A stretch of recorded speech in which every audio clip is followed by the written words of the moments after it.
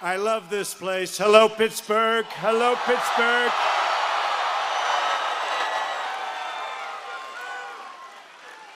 You know what? Do me a favor, get out on Tuesday, vote for Rick Sacco, and we can leave right now. Come on. We don't have to spend any time. Great guy. I'm thrilled to be back in Pennsylvania, where I went to school, went to college, with so many hardworking American patriots. You're great people. Great. Pennsylvania is the state that gave us American independence, American freedom, and what else? American steel. American steel.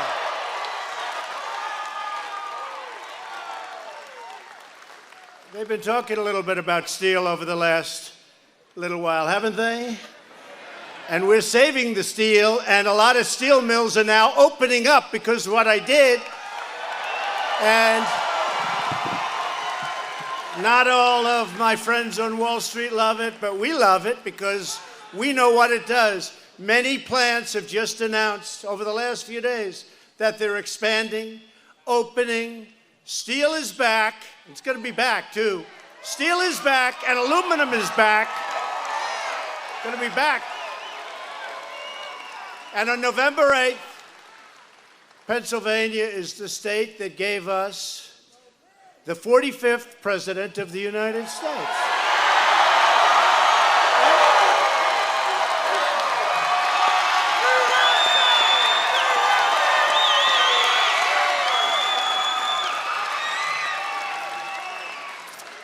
And I think we're doing a good job for you. I hope so. We're working hard. It's not easy. That Washington, D.C., got a lot of evil there, but we're getting it out step by step. A lot of evil. A lot of bad people. A lot of bad people. A lot of fake media. Look at them. A lot of fake media. Fake media. You know, it's funny. I don't know if you saw it, but we've had a problem for years with North Korea. In fact, President Obama said it was the biggest problem we had. And South Korea went there.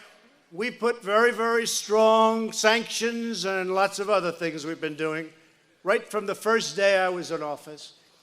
And South Korea came to my office after having gone to North Korea and seeing Kim Jong-un.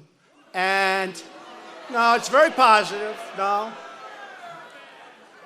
After the meeting, you may do that, but now we have to be very nice because let's see what happens. Let's see what happens.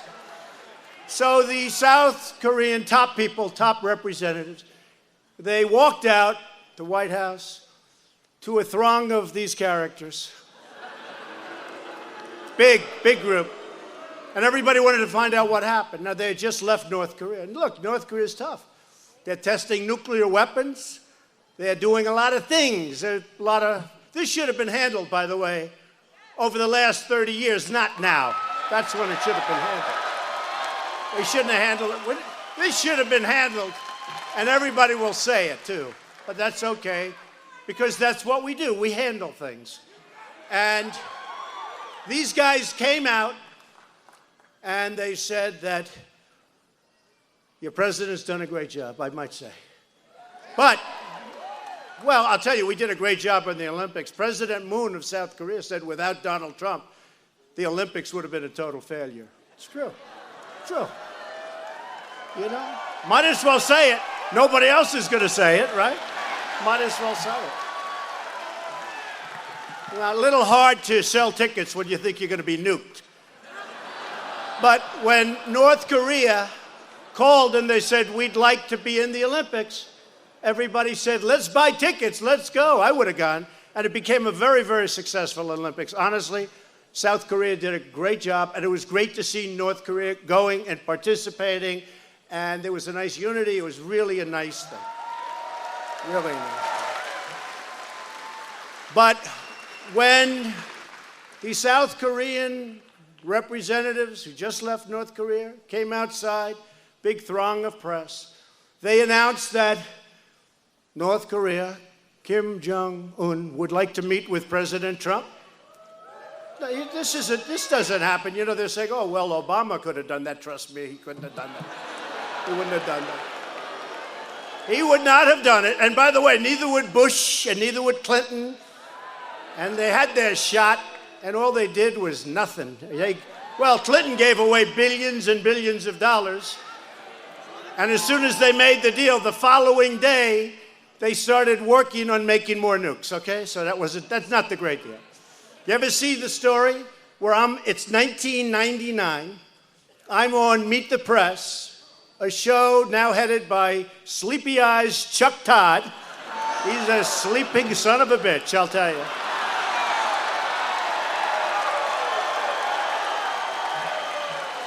And they showed it this morning, 1999, and I'm talking about North Korea. You got to take them out now. And then they have Clinton saying, we are pleased to announce that we have made a deal with North Korea. Well, you know how that deal turned out, right? We gave billions and billions of dollars and lots of other things, and we got nothing. But they show me young, handsome. I said, why couldn't I look like that today? I should have run back then, right?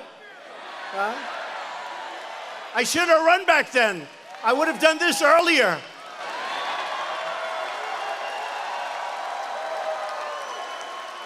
So, but they had me literally saying, I don't know if anybody saw it, they play it a lot, but literally saying, to a very good guy, actually, but saying that we got to do something about North Korea. That was when it wasn't in vogue.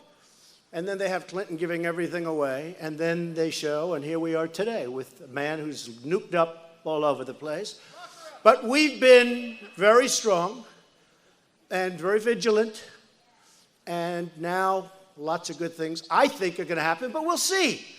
But the funny thing, so they announced that he's not going to send missiles up anymore until through the meetings.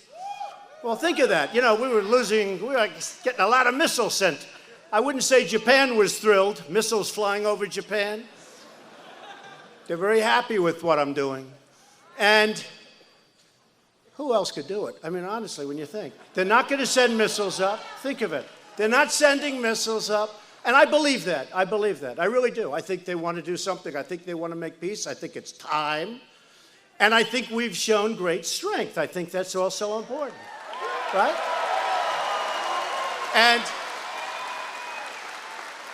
And I must tell you, President Xi of China has really helped us a lot. They've really helped us. And because 93% of the goods come in through China going into Korea, North Korea. 93%, so that's pretty powerful. And they've been very good. They could have done more, but that's okay. I say to them, you've been great. You could do more, but they've done a lot. They've done more. China has done more for us than they have ever done for any other president or ever done for this country, and I respect that. I respect it, because you need that. Stopping the flow of goods, very important. And we put sanctions on. So they come out, White House, many of these same characters that I see those faces. I see those faces.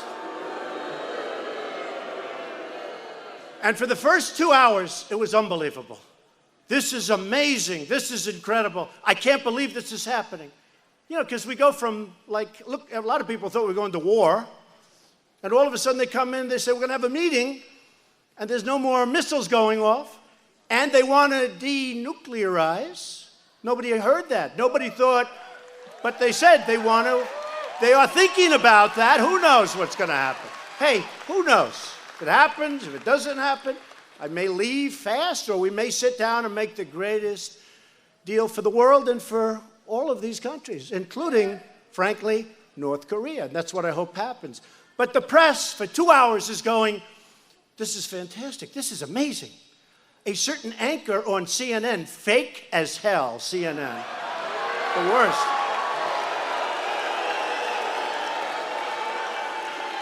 Oh, so fake. Fake news.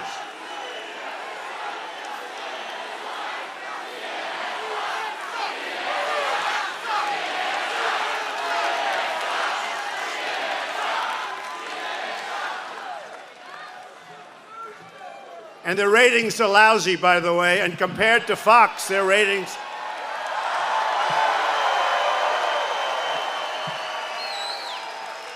And a certain anchor, female, said, this is really something. He would go down as a truly great president if this happened. Okay, but all of them are saying, this is amazing, this is incredible. Did you hear what they just said? They just said, denuke. They just said all of these things. They just said no more missiles. They said they want to meet with President Trump. They couldn't believe it. The worst of them, CNN, MSNBC, which is worse than, I think I have a new, MSNBC, third rate, and NBC, which is horrible. Their newscast, by the way, is not doing well on NBC network. They're heading down the tubes. But listen to this. I did The Apprentice on NBC for 14 seasons. I made a lot of money for them. We had a big successful show. Arnold Schwarzenegger failed when he did The Apprentice, and he's a movie star. Martha Stewart failed when she did The Apprentice, and I just kept chugging along. Every year it was a big hit. I mean, I did The Apprentice, made them a lot of money, gave them good ratings when they were absolutely dying, and they do nothing but kill me. NBC is perhaps worse than CNN, I have to tell you. And MSNBC is horrible. So here they are. They're outside. These wonderful representatives, very high level from South Korea, are saying all of these things, denuke, and all of the things that they can't believe because it's like 5 years ahead of schedule. Before this, they would say, well, that will never happen, and this will never happen, and you'll never get them to stop, with the missiles. They're saying all of this. Now they say they want to stop the missiles, they want to denuclearize, they want to do all of these things, and all of these people are like, they can't believe it. It's unbelievable. I said to my wife, I said, it's amazing. They're really nice tonight. It's really amazing. They're all saying, this is an incredible achievement. This is, okay. Then I get up in the morning. Some time goes by. Right? Same people. They're saying, not that big a deal. Anybody could have done it. Obama could have done it. Obama had a chance. No. They're saying, Obama. Obama was driving you down. You take a look at those numbers before we took over. They were heading down. So just let me say, so I wake up, so it's so nice, and I'm looking forward to watching in the morning. And I go, literally, they're saying, well, Clinton could have met. Clinton gave away the House. I got nothing. And Bush, another great Republican, he got us into the Middle East. That was we spent $7 trillion in the Middle East over a 17-year period. $7 trillion as of 3 months ago, okay? You know what they did? That was like taking a big stone and throwing it into a hornet's nest. But we're bringing it back. ISIS, we have 98% of the caliphate of the land back. 98.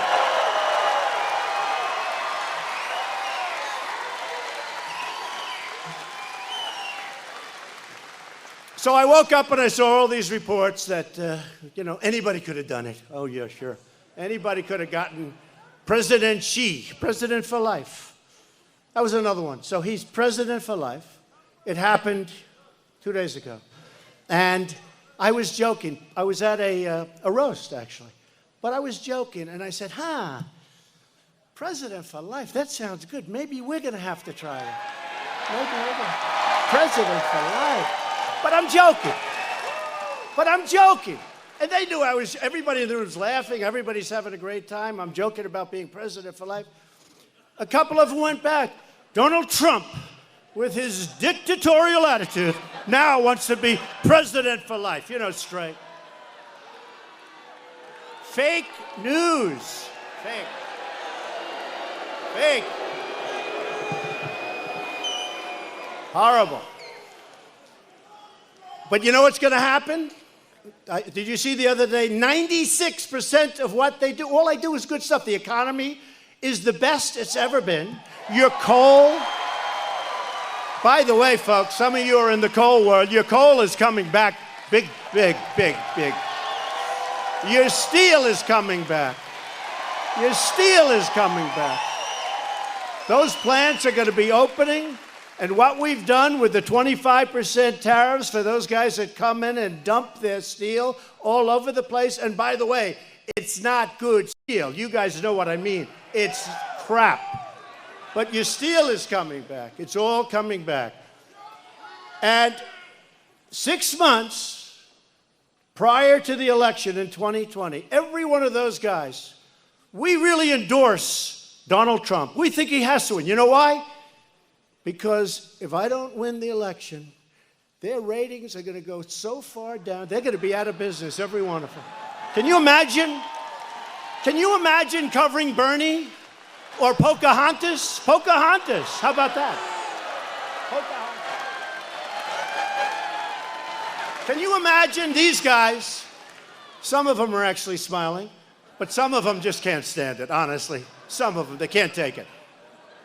Can you imagine having to cover Elizabeth Warren for 4 years? You know, I was watching during the campaign, and Hillary was sitting right there, and Pocahontas was up, and she was so angry. Look, we love each other, the women, the men, we love each other, everybody loves. She was so angry. I said, you know, I think she's losing the entire male audience and many of the women. She was going at it, and Hillary's sitting there saying, oh my God, what did I do here? This is... But can you imagine if they had to cover some of these people that are running? I think any of them, to be honest with you. I think any of them. Oh, I'd love Oprah to win. I'd love to beat Oprah. I know her weakness.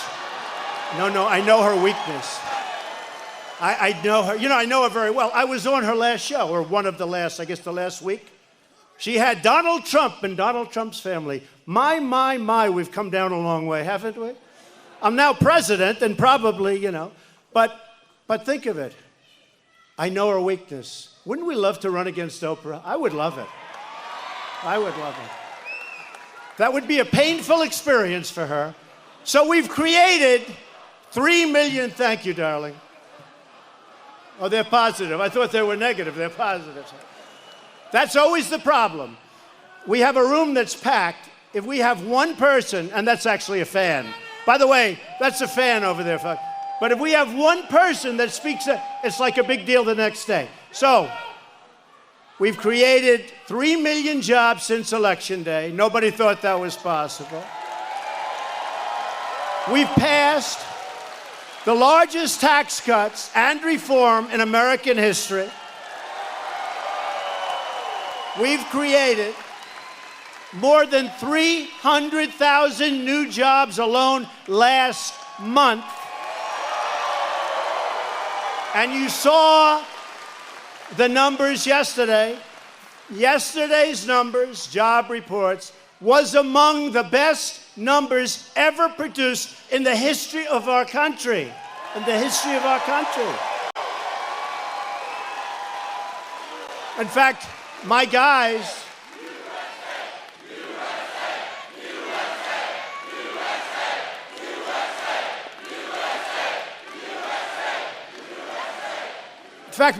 came into my office and they gave me the number, because if you add the previous month, which was adjusted upward by 52,000 jobs, they were low last month. It adjusted upward. So we're like over 360,000 jobs. And I said, let me ask you, is that a mistake? I don't think I've ever seen, you know, if you get 160, it's good. We were at 360. So I looked at my guys, I said, is that a typographical error? What is that? But you said it was one of the best reports. And you know the amazing thing? Wages went up a little bit. You haven't had wages in 19 years. Wages are starting to go up. Think of it. Wages. I mean, how good is that? Wages starting to go up. African American unemployment has reached the lowest level in history. The lowest. You know, African American, and I'm very proud of that, African American unemployment 2 months ago reached the lowest level in history. And then last month it went up a little bit, right? And I made the mistake, because I didn't know it went up. And it wasn't quite as good, but it wasn't historic. So I was in a different month, and I said, African unemployment is the lowest level in history. They killed me because it was the previous month. But here's the good news. The new month brought it down to the lowest level. So now it's the lowest level.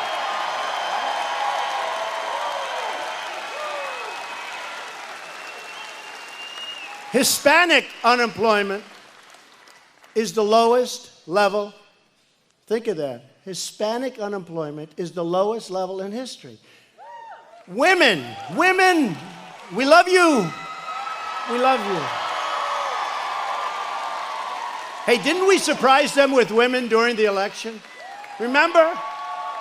Women won't like Donald Trump. I said, have I really had that kind of a problem? I don't think so. But women won't like Donald Trump. It will be a rough night for Donald Trump because the women won't come out. We got 52%, right? 52, right?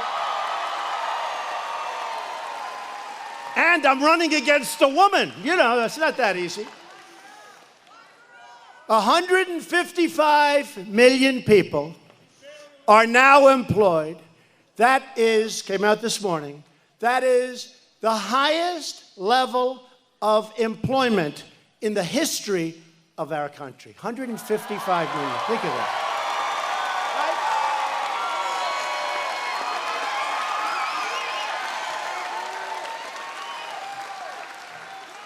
While the Obama administration in its final year was losing 1,000 manufacturing jobs a month, we've created almost 300,000 new manufacturing jobs. Think of that. Think of that.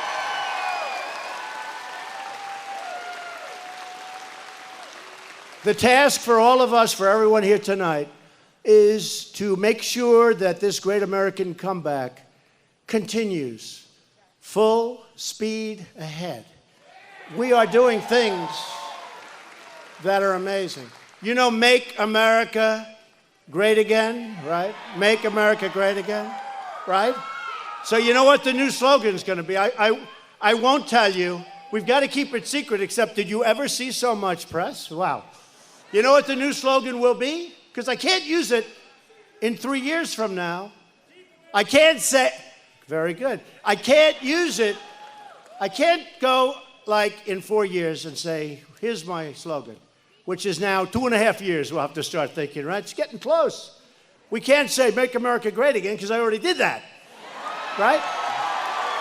Right? So, right? So our, not my slogan, our slogan, this is a team.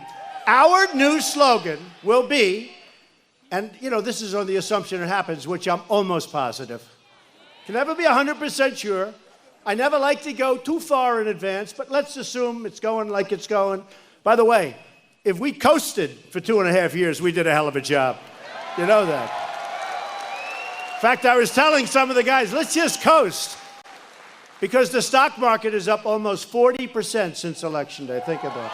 Almost 40%. Think of that. And by the way, that's not rich people. That's for everybody. I mean, you have your 401ks, which are up 42%, 38%. I tell it all the time. I take pictures back with the policemen. I love the policemen. I love the firemen. They're great. Right? And they're always coming up and saying, sir, thank you very much. My 401k is up 41%. My wife thinks I'm a genius. They think like they're great investors, okay?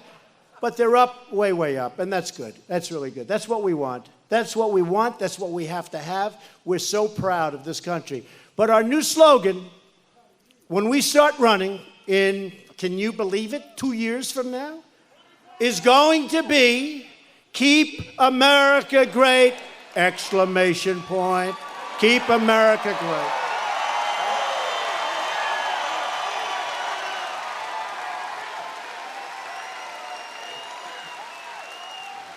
But we can only do that if we elect people who are going to back our agenda and fight for our values. And that is why we have to defeat Nancy Pelosi,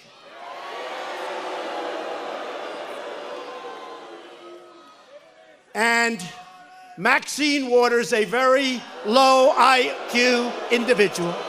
You ever see her? You ever seen her? Have you ever seen her? We will impeach him. We will impeach the president. But he hasn't done anything wrong. It doesn't matter. We will impeach him. She's a low IQ individual. You can't help it. She really is. We will impeach him.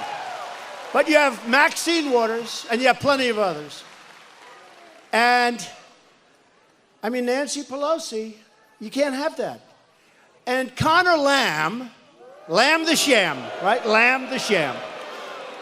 He's trying to act like a Republican, so he won't give me one vote. Look, I don't know him. Looks like a nice guy. I hear he's nice looking. I think I'm better looking than him. I do. And he's slightly younger than me. Slightly. No, I heard that, then I saw it. He's okay. He's all right. Personally, I like Rick Sacco, and I think he's handsome.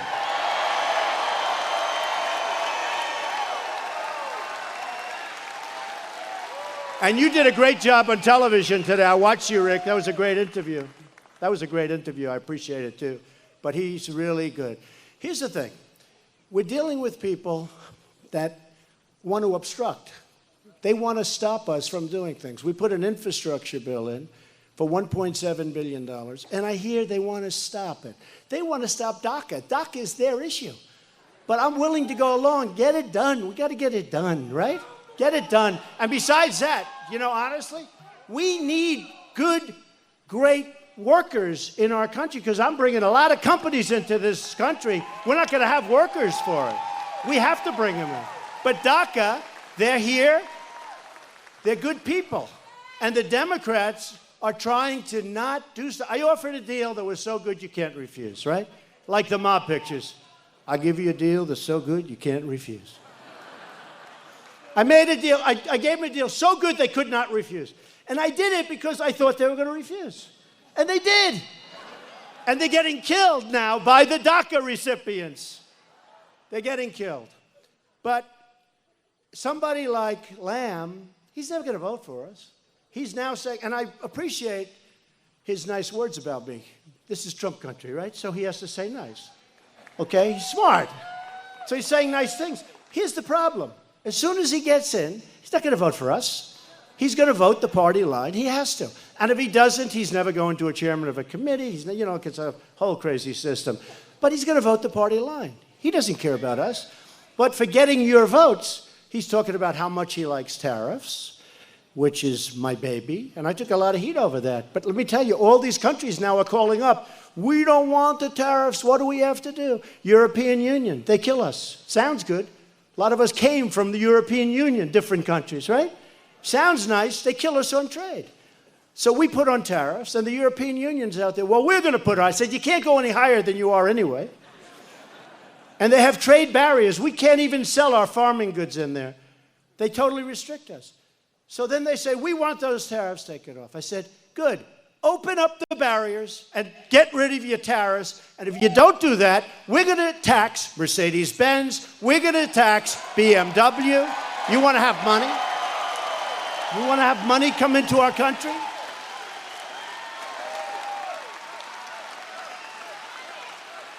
And the cars are really the big item. That's the big money item.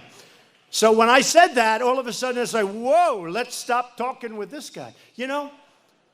With the European Union, we're like $100 billion down because we had stupid politicians doing stupid things, right? Think of $100 billion. By the way, I've always said 71 billion, but Mexico, we're 130 billion. That's a real number because nobody includes the VAT tax. Nobody even knows what a VAT tax is, but Mexico charges a 16% VAT tax. So nobody ever talks about it. They do it. That deal was bad the day they made it because they had a tax and we didn't. So they have a 16% VAT tax. Nobody ever talks about it. But I talk about it. So we're either going to renegotiate NAFTA, and I said, we won't put the tariffs on Mexico and Canada. And Canada's brutal. Canada's really tough. We have a big deficit with Canada too. They send in timber. They send in steel. They send in a lot of things.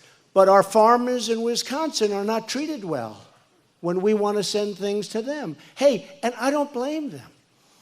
Why should I blame them? Because they've just outsmarted our politicians for decades. And I don't mean Obama. I mean, all of them. Since Bush the first. And that includes a lot of territory. Frankly, Ronald Reagan. You remember, I didn't love I thought he was great. I loved his style, his attitude. He was a great cheerleader for for the country, but not great on the trade. For many, many years, they've been outsmarted. We used to be a nation of tariffs. When other countries would come to the United States, they had to pay for the privilege of taking our product, of taking our jobs. They had to pay. They wanted to come in and sell their product. They had to pay. Today, in China, they sell a car to us. They pay 2.5%. We sell a car in China, which, by the way, is almost impossible to do despite the tax. It's 25%. So why is that 25 and we're 2.5? And that's why we have a trade deficit with China of $500 billion a year. It's no good. But we're changing it, and it takes a little while. I'm there a year, a little more than a year. We're changing it. We have to. We have a trade deficit. We have a trade deficit with all countries of the world. Listen to this number. If there's any children in the room, please close your ears. We have a trade deficit of almost $800 billion a year. Now, who makes these deals? So with Mexico, he says Obama. Honestly, in all fairness to Obama, it's more than Obama. It's plenty of people, believe it. Plenty of presidents allowed that to happen, and people that worked for the president. So we're going to get a lot of things straightened away. NAFTA is under work right now, and I think they're going to be very good. And you saw what I did with the tariffs. They said, we don't want to pay tariffs. I said, let's make a deal on NAFTA. And if you make a decent deal, a fair deal for the American worker, the American people, you'll have no problem with the tariff. I said the same thing to the European Union. I said, look, you're killing us. We're losing $100 billion a year. You're not accepting our product. They're not accepting our farm product. I want to help the farmers. And they don't accept it. And I said, open up your countries. That's countries. They banded together. Why did they band together? To screw the United States on trade. And that's okay. They're allowed, Actually, here it would be called a monopoly. It wouldn't be allowed. But all those countries got together in order to do well on trade with the United States. People don't know that. You hear European Union the European Union sounds so innocent. It's not innocent. They're very tough. They're very smart. We lose $100 billion a year. They sell stuff into us. We charge them practically nothing. We sell things into them. Number one, you can't get it through the barriers. They have artificial barriers. That's not a monetary barrier. That's other things. Environmental. They come up with things you wouldn't even believe. But we can't get our product in there.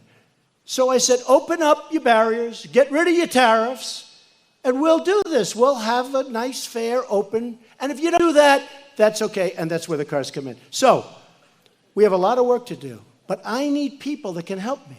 And this guy can really help me. This guy can really help me. Rick Saccone. And I've got him to, and he's got a tough race. I think we won by 22 points. And Rick, look, it's a crazy time out there. It's crazy. But I think the Republicans, you never hear this. So in fact, I think she's here, Karen Handel. Where's Karen? Was she here? She was here. Where is she? Did I do a good job, in Atlanta? So Karen, is this sort of like around this? Karen was down. She started off with a whole group of people. It's a little different voting. She had running for Congress in Atlanta, the Atlanta area, right? So they had a young guy, who spent $34 million. That's still the all-time world record, right? Running to be a congressman. They make $150,000 a year. He spent $34 million. There's something going on, right? So I didn't know you were here. Somebody said you may be here. That's so great, Karen. So Karen was running with many Republicans. It was like 13 Republicans, which is crazy. And Karen was the one I wanted, but that's a lot of Republicans. So Karen ended up with about 14 or 15. This guy he was 58, which meant he would have won the election. There was no more runoff, right? And we came after him, right? We came after that guy, and we found out a couple of, minor things. He didn't live in the district. I heard, they said, sir, he doesn't live in the district, but nobody cares about that. I said, really? Let's try it on the voter. So anyway, you have to get 50, in which case the election's over. If you get less than 50, you have a runoff, and you take the top two. So Karen was fantastic. But she was with so many Republicans, and he was essentially the only Democrat. So I brought him down in a period of 4 days. I got no credit for this from these guys. Brought him down from 58 to 48. So now he's in a runoff with Karen. So think of it. He's at 48. She's at 15. By the time Karen and I finish with this guy, $32 million he spent. And she spent slightly less than that, okay? She spent like about $29 million less, right? She spent $29 million less. But by the time we finished, the winner, easily by 5 points, was Karen Handel. So, right. And they love the job she's doing, and I think you're going to have a good victory now, but the people have gotten to know you, and they love you in your area, and hope I don't have to go and make speeches all over the place like last time. But we need Karen, and we need our Congressman Sacco. We have to have him. We have to have him. Nancy Pelosi, Maxine Waters, the only chance she's got to become Speaker is electing Democrats. And you know, we don't have a big margin. It's just a very small. I mean, they're doing a number in your state. You see what they're doing with the congressional districts. They're doing a number. And hopefully the United States Supreme Court will take that case, because this is horrible what they've done. They had state judges that are Democrats change your voting districts. What kind of stuff is that? What kind of stuff? And it's going to make it very hard for Republicans that are great Republicans that would easily win, and now it's all changed. And it's very unfair. Let's see what happens. It's litigation, it's in court. Let's see what happens, but it's very unfair. The people of Pittsburgh cannot be conned by this guy Lamb. You just can't do it, because he's never going to vote for us. He can say, I love President Trump. I agree with everything he says. You know what? I don't want to meet him, because anybody that says that, I might like him. And then Rick is going to be very angry at me, right? No, he's going around saying, but he's not going to do that stuff. He's not going to do it. There's no way he's going for the things that his party. He says, I'm not going to vote for Pelosi. He's not. Now, that could be possible, but most people are. Most people are. But he says he's not going to do that. He's going to do this for Steele. He's going to do that. Well, the Democrats are opposed to those things. He's weak on crime. He's weak on the border. He's weak on the Second Amendment. But all of a sudden he got strong. And by the way, in terms of abortion, take a look at his record. Take a look. It's amazing. He's come back. Oh, well, take a look at his record. Because where his record is, that's where he's going. So Pelosi's party in Congress is full of people who tell their voters one thing during the election and then go to Washington and vote lockstep. You know, the one thing I noticed about them, and I've been there now for 14 months. 14 months. Can you? But have we done a lot? Man. Oh,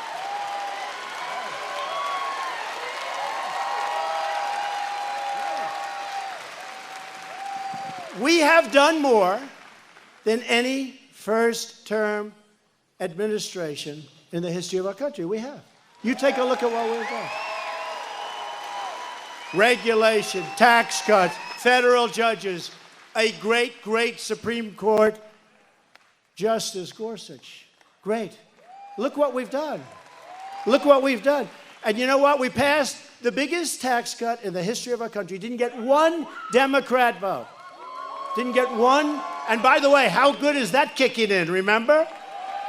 Remember? We passed it. We didn't get one Democrat vote. Think of that. Not one. And now they're getting a little nervous. That's okay. But we didn't get one. And you know what helped? When AT&T and the big companies came, they started paying thousands and thousands of dollars in bonuses to, millions of people. I think it's up to 5 million people now. And that was not in the schedule, but they're paying the money out, and the people are getting the money. And I'll tell you what, We're so proud of that. But we also got rid of the individual mandate from Obamacare, which basically guts out Obamacare. That'll be next. That'll be next. That's where you pay a lot of money for the privilege of not getting health care, okay? How do you like that one? How that one made it through court, I will not, made it through twice. But you pay a lot of money for the privilege. So we got rid of the individual mandate. Nobody even talks about it because the tax bill is so massive, bigger than Reagan, biggest one ever done. And you know, we're calling it tax reform. This is where a non-politician like me is good. Because they had a name. And for 40 years, they couldn't pass anything. And I kept saying, how is it possible not to pass tax cuts? Sir, I don't know. We just can't pass. Reagan was the last one that did a big bill. And we just can't pass. I said, well, what's the problem? Well, sir, the tax reform is not easy. I said, wait a minute. Do you call it tax reform? Or do you call it tax cuts? And he said, right? And he said, no, sir, we call it tax reform because we're doing a lot of reforming. I said, look, people don't know what reform means, neither do I. People want tax cuts. They don't know. They don't know. They want tax cuts.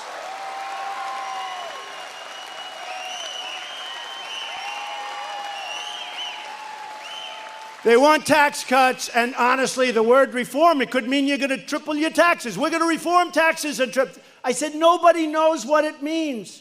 It could be really bad. So they said, you know, we never thought of it. This is after 40 years. Nobody ever thought of it. So they said, could you come up with a name? And I did. You know what it was called? The Tax Cut Bill.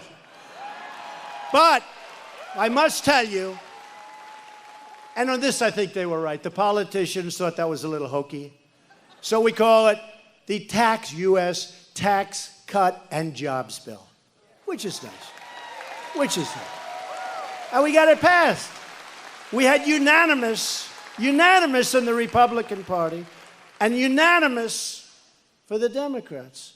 And by the way, you're going to have a great man running as a Republican for the Senate. While we're here, Rick, we should say it, right? Sweet Lou, right? He's going to be great. He's got a chance. He is with you all the way. He loves this state. He loves the people. And we'll be out fighting for him very, very hard. Okay? You know who that is. You know. But he's going to be running, and he's running already. He's running very hard. He's going to be fantastic. So we passed the tax cuts. We didn't have one Democrat vote. Think of that. So I think they're going to have a problem. Now, historically, after a presidential election, the other side, like always, wins. And I've told you, you've heard the story. Because people become complacent. You had a victory. You elected your president. You like you, but you like me? I think so, right? I like you too. I love you.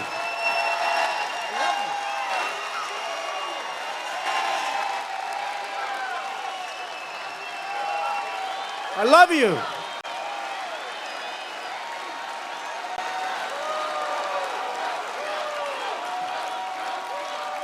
So, is there any more fun than at a Trump rally? Yeah? You know, a lot of times I have to do like readings. We'll pass an environmental bill, and they want me to go to I'm very spoiled. You know, if I go to a small place and they have 2,000 people, it's like, why don't we open a stadium or something? You know, we're spoiled. Other guys, they go out, they get 50 people, they're satisfied. We need crowds like this. In fact, the fire marshal was fantastic. You know, they had a lot of people out. And he's a great guy. I don't want to get him in trouble. But he opened up those doors, and he's got guys saying, and he let most of the people that were, they were sent away. He got to look at those corners. Now, those cameras are never going to cover those corners. They're never going to cover the corners. They're never going to cover. They never show the crowds. They never like to show the crowd, ever. You know, the only thing is the noise. Because you can't imitate it. It sounds like a Penn State football game. It sounds like an Ohio State football game, right? You can't. I'll say to friends, did you see my speech last night? Yes. Then the first, I have to say, how good was I? How good? And they say, good. I said, did they show the crowd? No, they didn't. He said, but you know what? I could tell by the noise. That crowd was really big. You can't hide that. You can't hide that. Can't do it. Can't do it.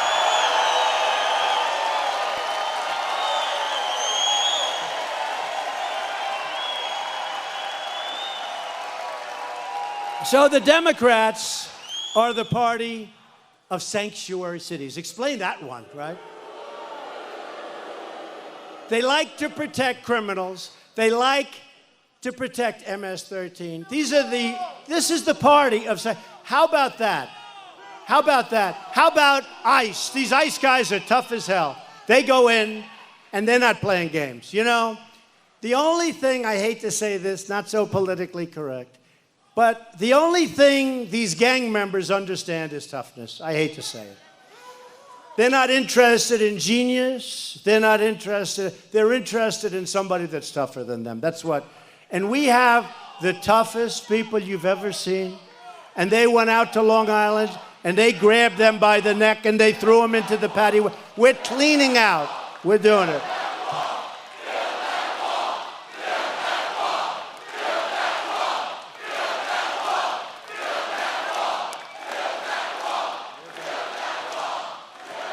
We are building the wall, 100%, 100%.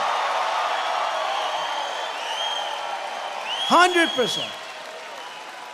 You know, the president of Mexico, who I think is a really nice guy, because, you know, it's been build the wall. And I can't get through a speech without somebody, because I was all set to say build the wall, and then these guys start screaming build the wall. Well, we're building it.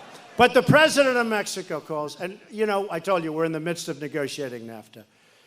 So we have a little sticking point. He called up, and respectfully, because he really is a high-quality guy, and he called up, he goes, Mr. President, we would like you to make a statement that Mexico will not pay for the wall. I said, are you crazy? You think I'm going to make? I'm not making that statement. He said, well, you have to. I said, is it a deal breaker? He said, yes. I said, bye-bye, we're not making a deal. There's no way I'm making it. Now, what I will say, and what I told him, is, President, don't worry. It all comes out in the wash. We're going to put it into the NAFTA agreement. Nobody's going to be talking too much about it. It'll be part, because we're going to make a much better NAFTA deal. We have to. When we lose $130 billion with Mexico, I think we can do a little better than that, right? The wall, you know what the wall is? It's this. You don't even notice it. It's like a little asterisk on the bottom. Okay. So he said to me that, and I said, no, we can't do that. We actually broke it up. He was going to come to Washington. No way I'm going to say anything like that. But I will say we will build the wall. We have to build the wall. We have to build the wall. And the Democrats are holding it back. You know, we had a deal, $25 billion. And by the way, if I get $25 billion for the wall, you're going to have a lot of change. You're going to have a lot of change. I've got all the big builders, the best ones in the world. I know the best builders. You know, we want to use the good builders, not the bad ones. Save a lot of money on the airplanes. We save a lot of money on Air Force One. $1.4 billion we save. 1.4. Still too expensive. It's crazy.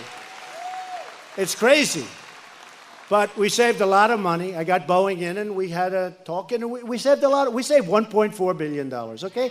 I mean, that's worth a 10-minute meeting, right? I don't care how big the United States is. But we're going to build a wall, and we have to build a wall. For people, for gangs, for drugs. The drugs, there's never been a problem like we have right now. And by the way, like the world has with drugs. And you know what? We fill up these councils. They all want to be on councils. They call them blue ribbon councils, where we take Melania. Great first lady. She's great. She's great. She is great. You think her life is so easy, folks? Not so easy. She is a great first lady. But we put Melania and other people on this blue ribbon committee. Do you think the drug dealers that kill thousands of people during their lifetime, do you think they care who's on a blue ribbon committee? The only way to solve the drug problem is through toughness. When you catch a drug dealer, you gotta put him away for a long time. When I was in China, and other places, by the way. I said, Mr. President, do you have a drug problem? No, no, no, we do not. I said, big country, 1.4 billion people, right? Not much of a drug problem. I said, what do you attribute that to? Well, the death penalty.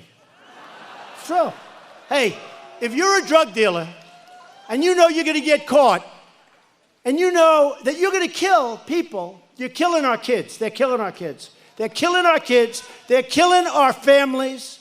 They're killing our workers. You know, we have a hard time. Of the 100 million people, that special group of people, they're great people. They want to work. We have a hard time.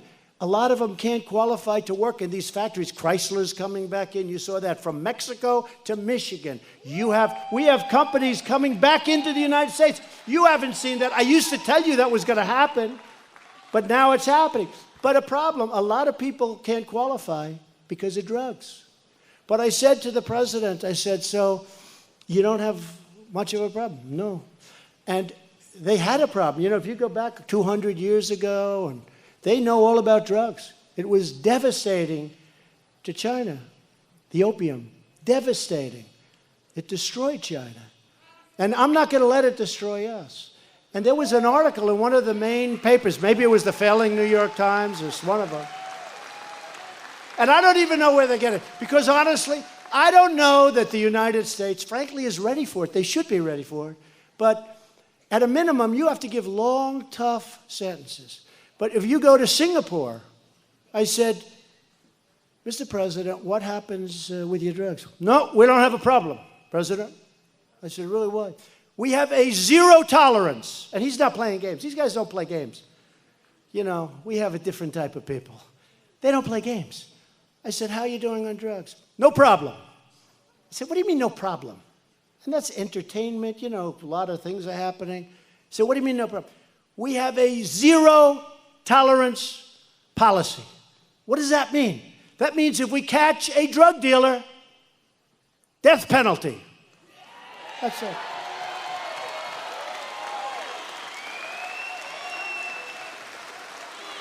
And they don't have a problem. Now, remember this. If somebody goes and shoots somebody or kills somebody, they go away for life, and they can even get the death penalty, right? One person. They shoot one person, they get the death penalty. They shoot one person, kill some person, knife one person, the person dies. They get maybe the death penalty or maybe life in prison, no parole, right? Okay? A drug dealer will kill 2,000, 3,000, 5,000 people during the course of his or her life. Thousands of people are killed, or their lives are destroyed, their families are destroyed. So you can kill thousands of people and go to jail for 30 days. They catch a drug dealer, they don't even put him in jail. Think of it. You kill one person, you get the death penalty in many states. Or you get life imprisonment. You think of it.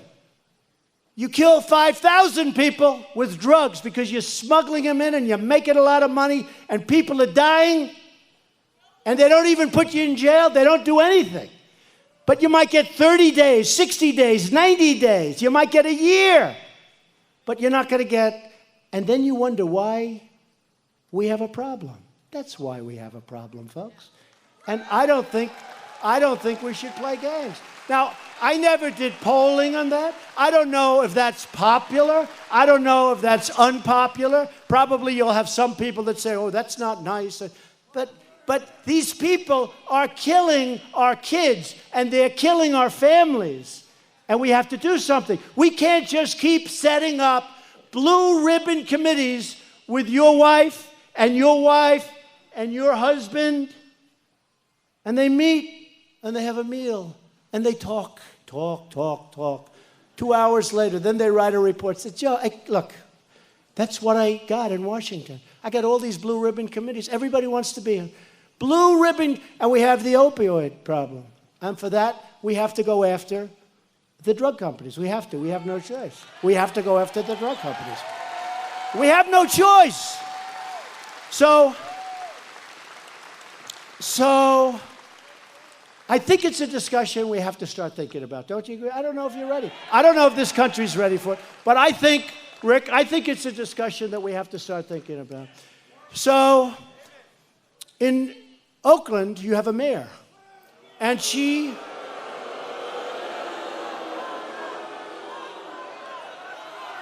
told people that we're going to be captured in a big raid, that there's going to be a raid. Can't do it. You can't do it, folks. We've got to get smart. My administration believes our cities should be safe havens for American people, not for American criminals, okay? Not for American criminals. We're going after violent criminals, and we're going after vicious gang members. These people are so tough. But you know, we had our ICE agents out in Long Island. Can you imagine? I grew up like around in Queens in New York, which is sort of, but I knew Long Island, sort of like on the way, right? And places that I know so well are loaded up with MS-13, where your daughter walks home.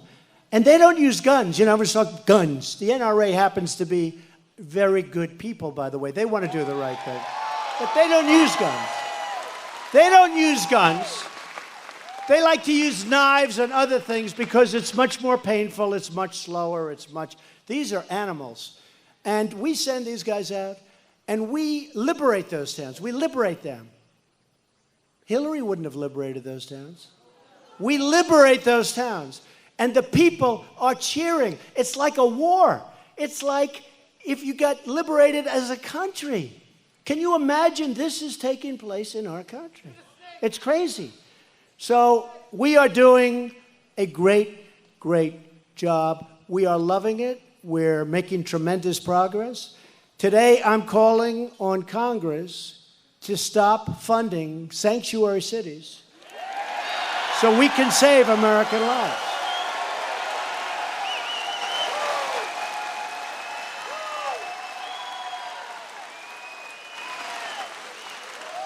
The funding bill should not give precious and massive taxpayer grants to cities aiding and abetting criminals. That's what they do.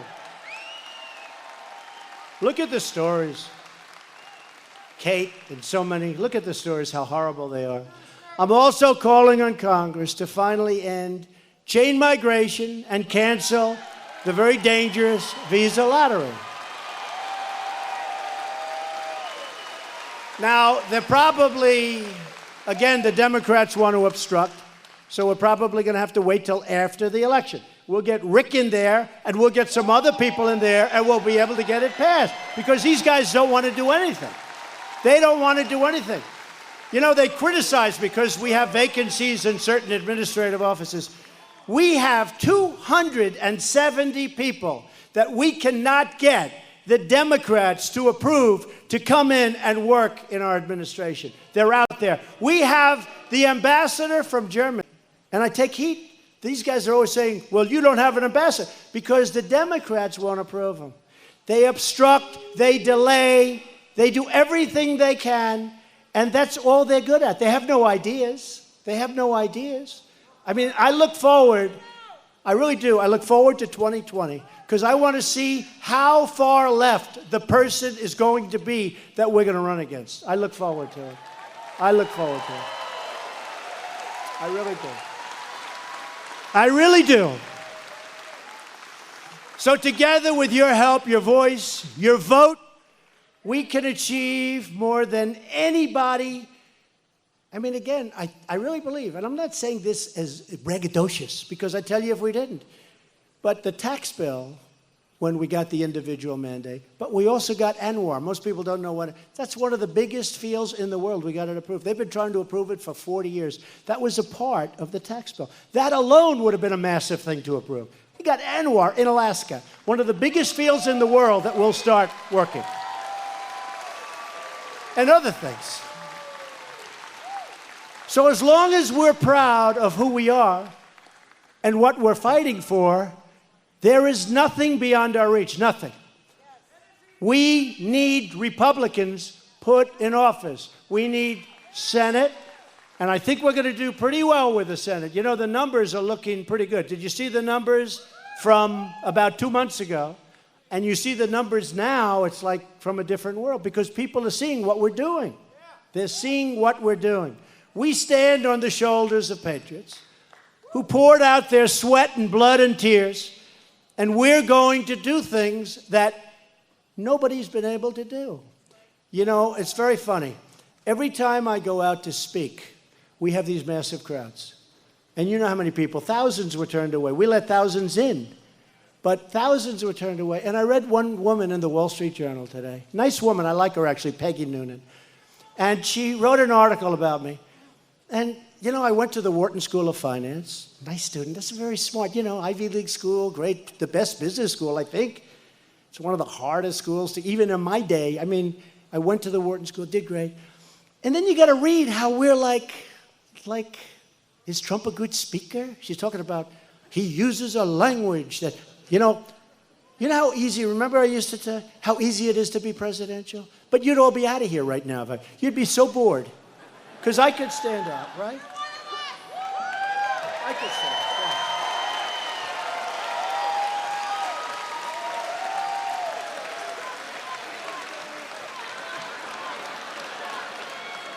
yeah. I'm very presidential.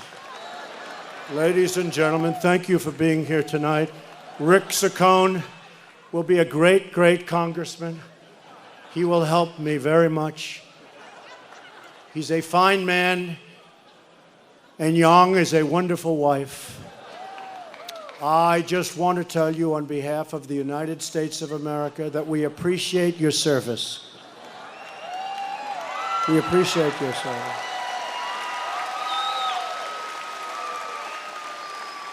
And to all of the military out there, we respect you very much.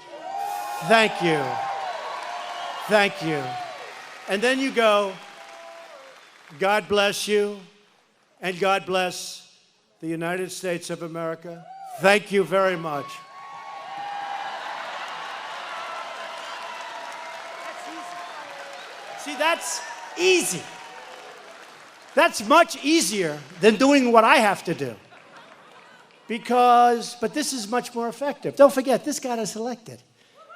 If I came like a stiff, you guys wouldn't be here tonight. So I'm reading Peggy Noonan, and she's a nice woman. I like her. She doesn't like me much, and she's writing like I'm some kind of a Neanderthal. And I'm saying, you know, I'm really smart. You know, it's funny. They always talk about how they're telling us, they said we couldn't get elected. I say we. Because you guys came from areas, some of you never voted before, but you love the country.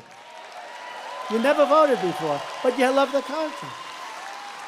A great congressman from Tennessee, they vote early, and the voting had started. And he was at a speech I was making in Pennsylvania, believe it or not. But he was there because one of his friends, and it was Lou, but one of his friends was there. So I didn't know him. And they had early voting in Tennessee. And he said, you know, Mr. President, and at that time I wasn't president, but he called me that because he saw what was happening. He said, in Tennessee, the early voting started. And I've been doing this stuff for 32 years. And I've never seen anything like it in my life. Those people are coming out of the hills. They're coming out of the valleys. They're coming out of everything that you can come out of. It's the most amazing thing. And these are people that love the country, but they never voted because they never saw anybody they wanted to vote for. And now they've got Trump, Pence. They've got all the stuff. So I've never seen anything like it.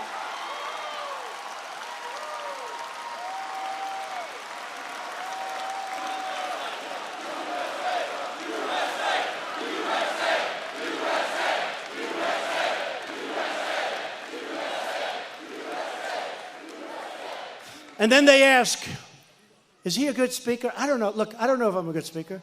But you know what? Every time I have a 25,000 seat stadium, we fill it up. So something has to be right. Maybe it's just pure ideas. I don't know.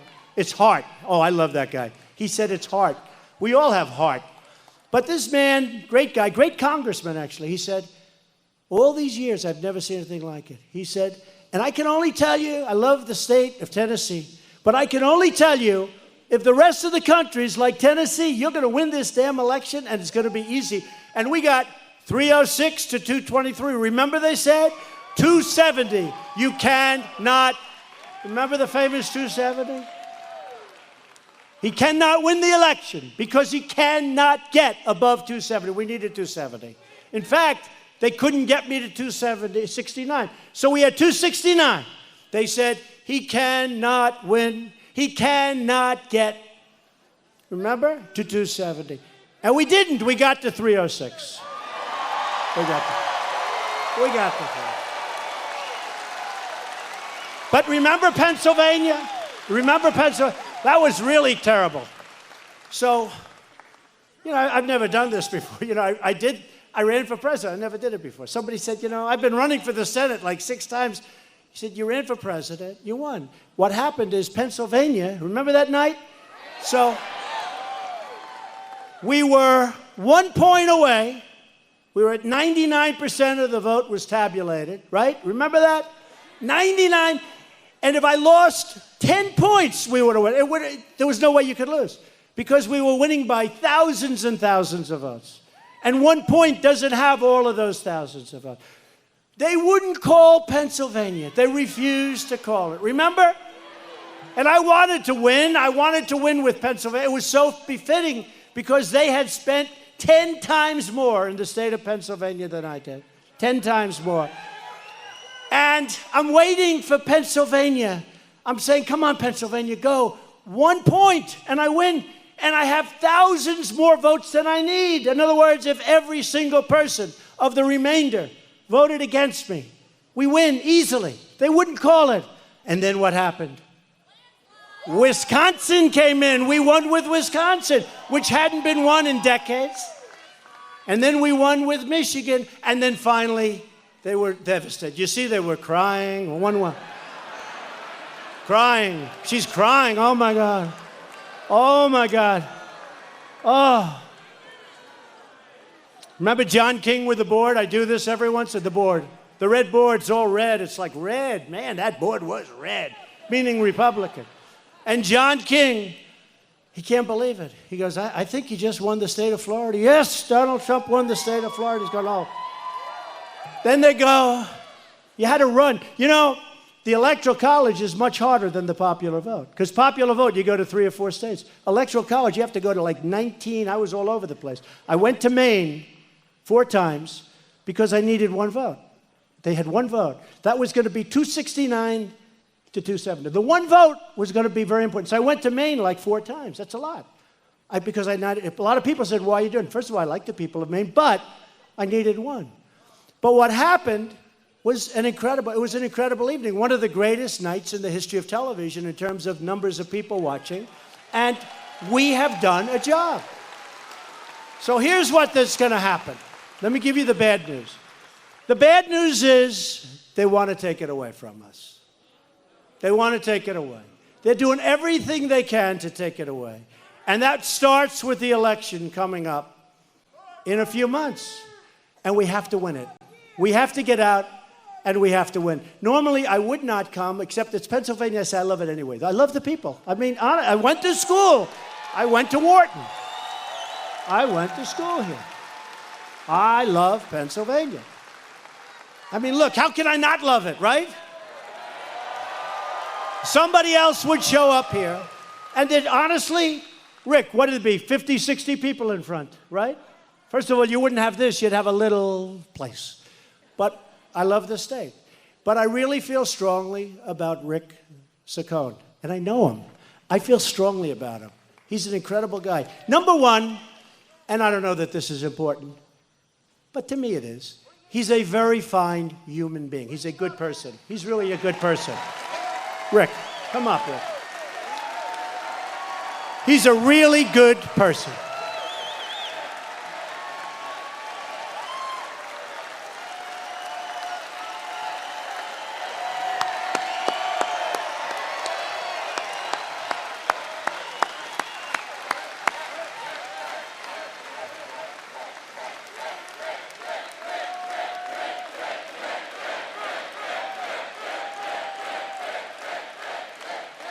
So he's a good person. I don't know if that means that. Does that mean anything? He's a very competent person. He's a very hard worker. He knows things that many people don't know. He understands North Korea maybe better than anybody. I spoke to him about North Korea. He was there for a long time. And I spoke to him about North Korea, and I'm telling you, I learned things that all of these great geniuses, all of these great experts on North Korea did not tell me. This is a very extraordinary guy. We need him. We need Republicans. We need the votes. Otherwise, they're going to take away your taxes, your tax cuts. They're going to take away your Second Amendment rights. It's true. They're going to take away, you know, in the military, big military place, we just got approved $700 billion. We have to rebuild our military. $700 billion. Far more than the other party. They'll take that away, too. Our military was really depleted. But I just want to know, I want you to know, I came tonight because this guy is special. And beyond the vote, it's very important. Remember this. The other opponent, his opponent, is not voting for us. He can say all he wants. There's no way he's voting for us ever, ever. And he can be nice to me, and he is. But there's no way he's ever voting for me. Rick is going to vote for us all the time, all the time. So I want to ask Rick to say a few words, and again, it's an honor to be with you. Go out on Tuesday and just vote like crazy. You got to get out there. The world is watching. I hate to put this pressure on you, Rick. They're all watching because I won this district like by 22 points. It's a lot. That's why I'm here. Look at all those red hats, Rick. Look at all those hats. It's a lot of hats. And we just had a poll. We're more popular now than we were on Election Day. This guy should win easily, and he's going to win easily. You got to know him. He's an extraordinary person. Go out and vote on Tuesday for Rick Saccone. Rick, go ahead.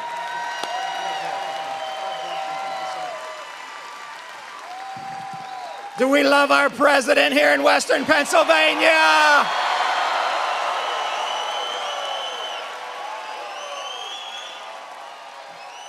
Oh, we do. Let him hear it. Let him hear it through those cameras. They probably turned the volume down. They didn't hear you.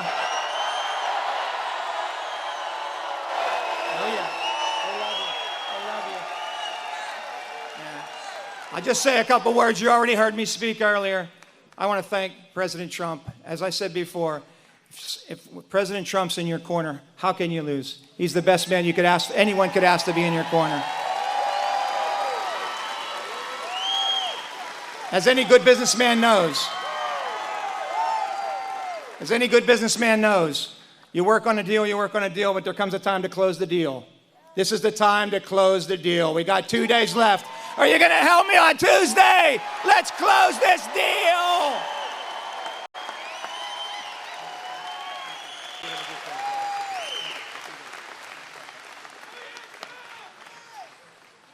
So, again, with that, we'll say goodnight. But again, go out, vote for Rick. He'll never, ever disappoint you. He's a winner. He's never going to disappoint you. Just go out, vote with your hearts, vote with your brains. This is an extraordinary man. I'm going to be home watching the returns, and I hope that I have to make a call on Tuesday night where I speak to you and Young, and I say, great job, great race. The whole world, remember that, they're all watching. We want to keep it going. We want to keep the agenda, the Make America Great going. You got to get them in. This is a very important race, very important. Thank you all. God bless you. We love you all. Thank you. Thank you very much. God bless you.